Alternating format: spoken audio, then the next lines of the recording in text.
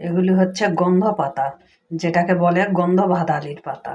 এই যে গন্ধ ভাদালির পাতা দিয়ে এই যে ডাল পিষে রেখেছি, একটু বেশি করে কাঁচামরিচ দিয়েছি, পেঁয়াজ রসুন সব কিছু দিয়ে এই যে মাখায় এটা এখন আমি বড়া বানায় খাবো। এই গন্ধ ভাদালির পাতার বড়াটা খেতে অনেক স্বাদ লাগে এবং মুখের রুচি হয়। যারা জ্বর সর্দি কাশি হলে ভাত খেতে পারেন না, তাদের জন্য এটা অনেক উপকারী। এমনিতেও অবশ্য গন্ধ পাতাটা মানুষের শরীরের জন্য অনেক উপকার, আর এটা খেলে মানে রুচি বাড়ে, এক কথায় রুচি হয় খাওয়ার।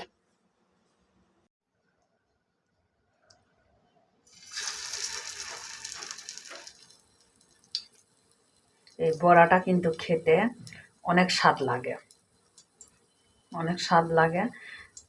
এই বড়াটা গরম ভাতের সঙ্গে খাওয়া যায়, গরম ভাতের সাথে খেতেও ভালো লাগে।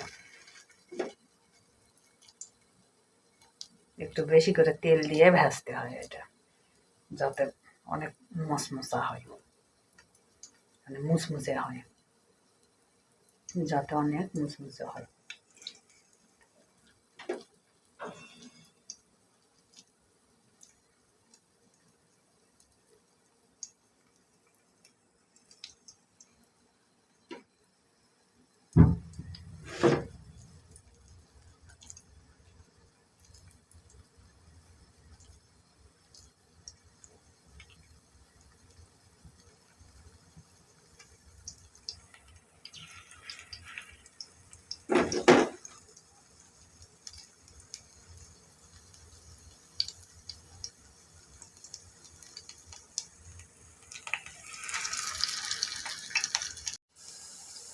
সবুজ পাতা দেওয়ার কারণে বড়াটা দেখতে অনেক কালো লাগতেছে, মানে ভাজার পর কালো হয়ে গেছে।